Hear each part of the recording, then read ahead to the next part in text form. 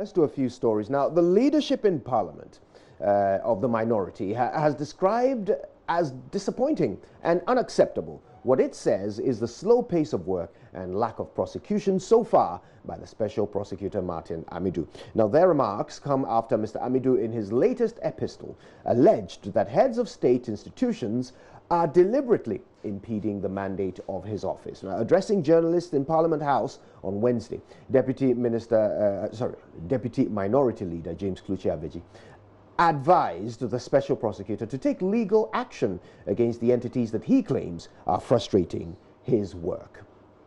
People only lament if they don't have the power behind them.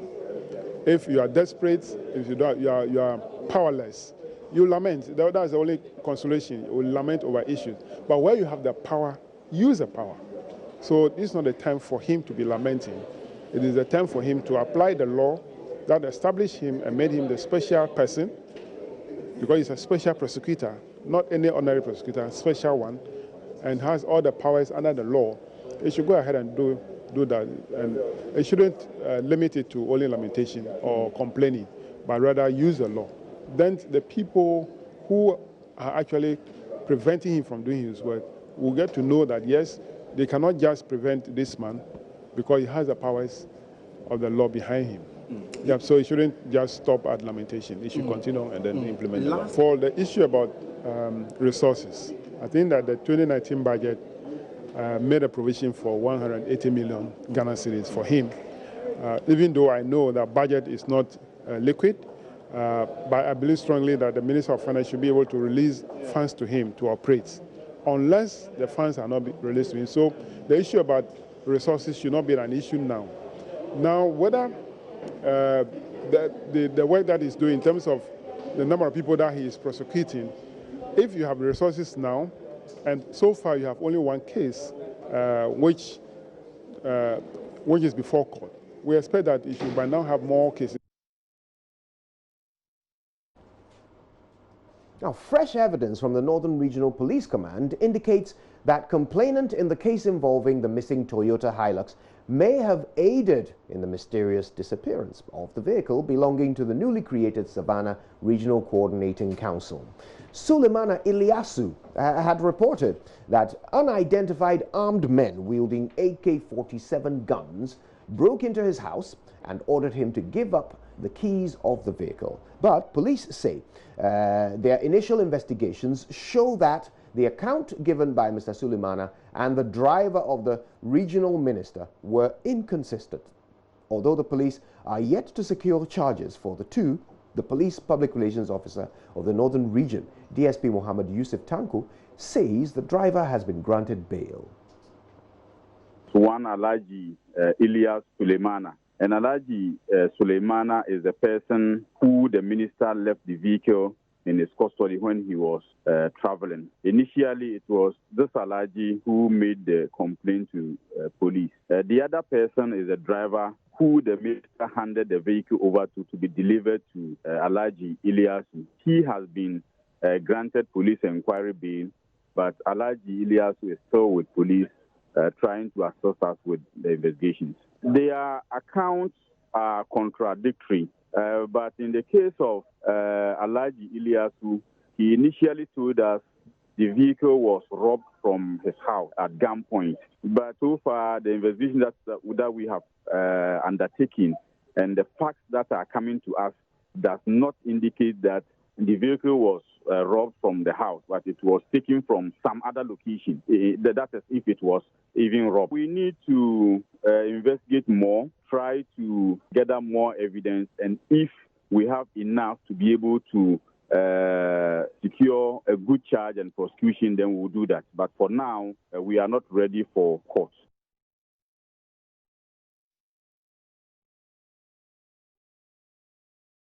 Now, some aggrieved customers of now defunct gold dealership firm Men's Gold on Wednesday trooped to the police headquarters in Accra, in an attempt to have access to the company's CEO, Nana Appiah Mensah. Nana Appiah Mensah, popularly known as Nam1, has been in police custody since his return to Ghana, having spent months in a UAE jail. Now, he is said to be facing charges including abetment to defraud by false pretense and 2 counts of abetment to carry out banking business without a license, contrary to the Banks and Specialized Deposit Taking Institutions Act. Joe boy! Hey! Our money! Our blood! The customers who came in from different parts of the country converged at the International Press Center to make 4 demands, including a stay of prosecution. Fred Forson is PRO for the aggrieved customers. Government agent intervention to set up joint committee comprising leadership of CACM Ghana, Men's Gold Management, Parliament, and government itself to work towards customers' interests of retrieving their locked up investment. 2, government should help Nana Appiah Mensah, Men's Gold CEO, to retrieve all monies due him from Dubai and other places. There should be joint account for all parties, that is CACM, Parliament, Men's Gold Management, and Ghana. The consultant Jacob Osei-Boa tells JoyNews some politicians and top government officials are complicit in this case, and the prosecution will only seek to shield individuals involved in the scheme. From experience, right from Piram days up to this point, some of us, our intelligence has actually informed us that those behind all these so-called scams are politicians, and especially MPP, NDC political parties. And that is what is unfolding at this point in time. And so with regards to this Men's Gold issue, you think that politicians are behind it, and are you willing to, do you have evidence to that effect? You see, after you've gathered intelligence, you take your time before you release them one after the other. Back to the point, do you have evidence the claims you're making that politicians are behind this? Oh, definitely. Definitely. But this is not the time. And it's going to be unfolded. And that is why you'll be willing to mention names. Nana Appiah Mensah bought a lot of V8 and things like that. We know. For politicians? We gave out money and things like that. For politicians? Politicians. Some of the customers who spoke to JoyNews asked the First Lady Rebecca Kufuor to intervene. Nana Kufuor yiri madam me chiao. Who your bad time wa Ghana memuha as a First Lady. Me pacho kasachira wuku. Nana Kufuor Excellency. Se police impanyufuo. Se ya magistrate impanyufuo. Woman Jainam 1. Non fa adishia yasika mbraye. Ghana fuamba yewu. Ye hiya yasika. And what aba Ghana nyine fi Men's Gold. Men's Gold do now mo bloku ya no. And then idea what aba Ghana. We are not saying government can't do its work on any prosecution. But the prosecution, we have 2 ways, criminal or civil. At this moment, we are asking government to suspend the criminal aspect. All we are asking is, let's look at the civil aspect, where we can sit on a round table and ask the guy his capability, his worth, whether he can be able to pay all of us. Mr. Kenoforiata, you are the commander-in-chief. Mr. President, you are the commander-in-chief. And then I question. Ghana for this year, a Bible for penny for and care their citizens. All they care is our votes. The group then moved to the police headquarters to present a letter they hope will grant them access to the embattled CEO. Their consultant Jacob Osei-Boa, however, says that the police refused to receive the letter. We have a letter. It's not a petition. It's not a demonstration letter. It's just a letter to seek audience with them so that we will have the opportunity to meet with NAM1. But because most of the aggrieved customers realized that we were heading towards the police headquarters, they all joined us. And so the police sees it as a form of demonstration, with the media also following us. And for that matter, the right thing ought to be done. No, all what they said was that if they receive the letter as at now, then it means that we've demonstrated and we are presenting a petition. Meanwhile, a petition has also been presented to the Attorney General. Ernest Minu for JoyNews.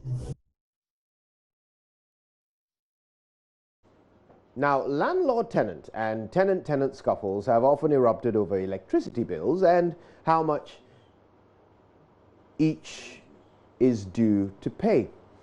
Many a time, one party estimates what the other should pay based on what electrical gadgets they possess and use. The misunderstandings are hardly ever resolved because every argument, at the very best, hinges on conjecture.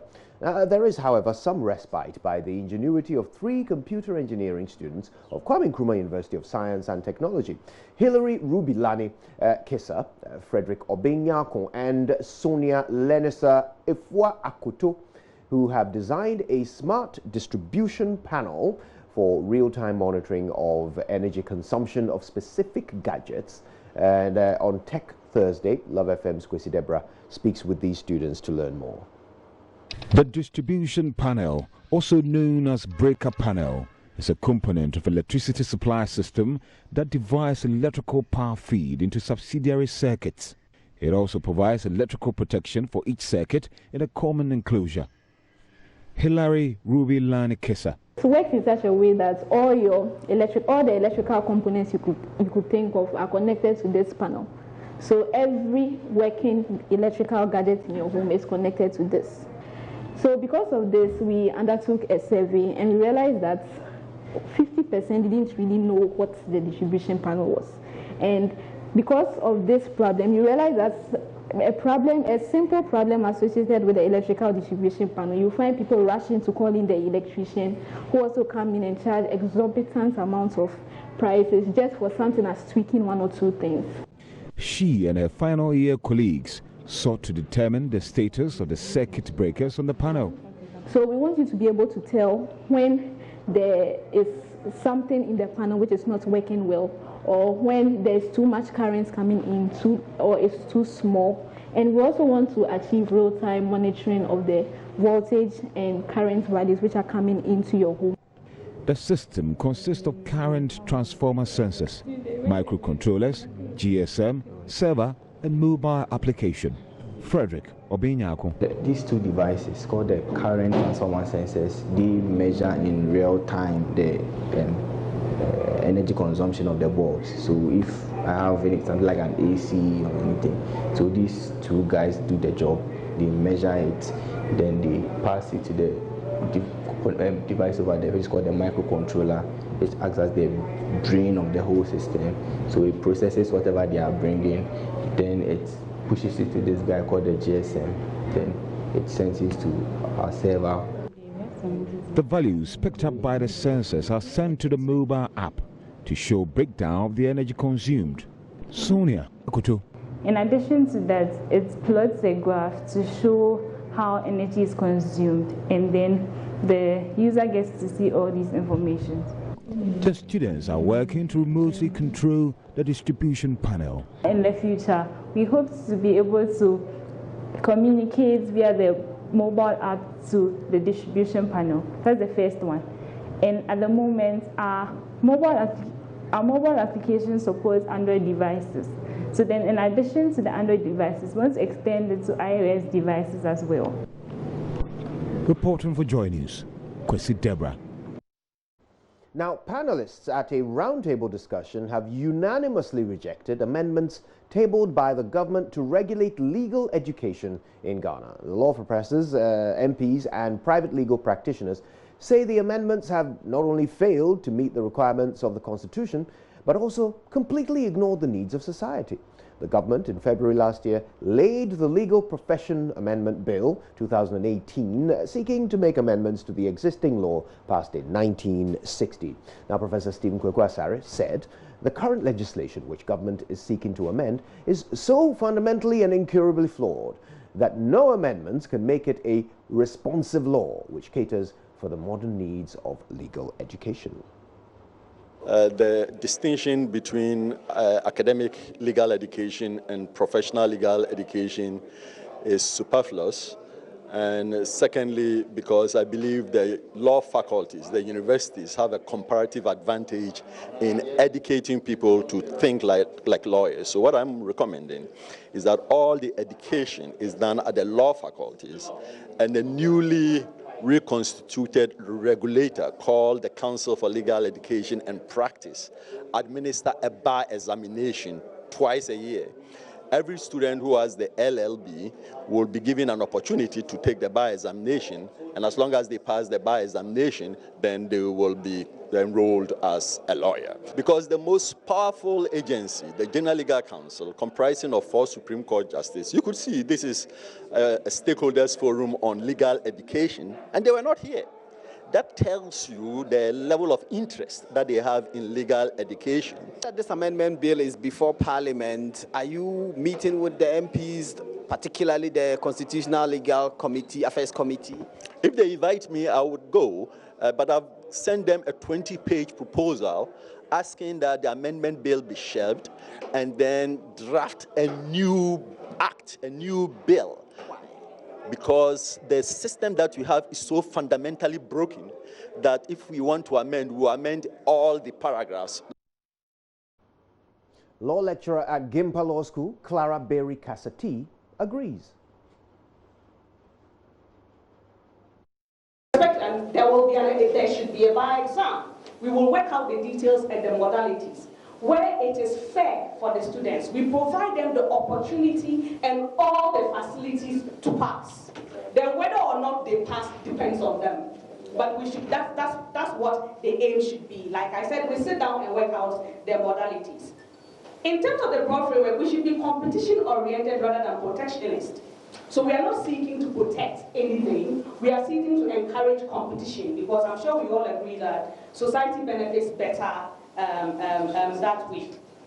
And when it comes to regulating the profession itself, our aim should be we should be producing women and men of integrity who will stand up and defend and protect the tenets of rule of law. So at the end of the day, I think the little details that will come out will be guided by the broad objectives that we have. We would have a lot more work. I think we need to go back and look at this amendment bill. I think I agree that we should probably be considering an entire act. Having in mind what I said earlier on about what is the need of our society at this point, and then we can take it up from there. Now, Chairman of Parliament's Constitutional and Legal Affairs Committee, Ben Abdallah, said the committee fully shares the concerns raised about the limited access to legal education in the country. But I do agree that the act that regulates legal education has been in existence for so many years now, since 1960.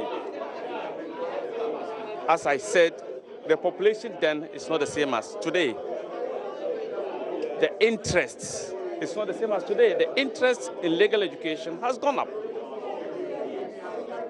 And now, in 1960, coming up through to 1980, 1990, there was just one law faculty, which is the University of Ghana. Now, you can count as many as 10 or 12 law faculties that churn out students, law students, year in, year out. But we are still maintaining one Ghana School of Law with a few campuses. The campuses as we have them now cannot contain the number of law students that are churned out every year. So of course, and obviously, there is a challenge. We need to deal with the challenge. A lot of proposals have been made. Some are of the view that legal education needs to be liberalized. But that's what are they saying? What they are saying is that we should license universities to run legal education. What the General Legal Council should be mandated to do is to, at the end of the day, set bar examinations for all these students to sit in the bar examinations, for them to be assessed, and finally, for the successful students to be given licenses to practice. Are you persuaded? Finally, lawyers for Boko Central MP Mahama Ayariga are urging an Accra High Court to put his trial on hold. A member of his legal team, Eduji Tamaklo, on Wednesday, argued before the court that the case cannot proceed due to a pending appeal they filed. The MP, who has been charged with using his public office for private gain by the Special Prosecutor Martin Amidu, had earlier urged the court to dismiss the case against him, as he, Mahama Ayariga, is also in court questioning the eligibility of Mr. Amidu for the role. This was dismissed by the court, presided over by Justice Asaribuchi, who ruled that the pending suit questioning Mr. Amidu's eligibility at the Supreme Court should not impair his ability to perform his duties. Mr. Ayariga's lawyer urged the court to halt proceedings as they are seeking to overturn the ruling at the Court of Appeal. The application was, however, opposed by the Office of the Special Prosecutor, which was represented by Michael Berfi.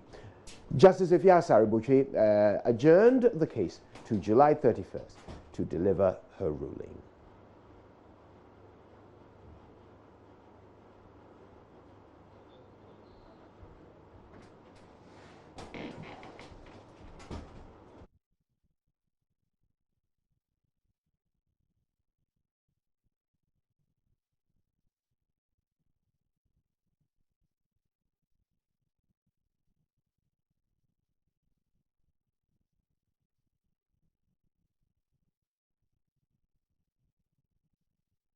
Right, now that's it for the news. Of course, I've told you today is a special day indeed. The hashtag #FixLekmaNow goes into overdrive as we go straight to the Lekma Road today. We're going to Lekma Hospital, to the communities around the road, to learn the impact of that horrendous road on the lives of those who are forced to ply it. Super Morning Show and the AM Show are doing a simulcast today, and we can go there live now, where the newspaper review has just begun.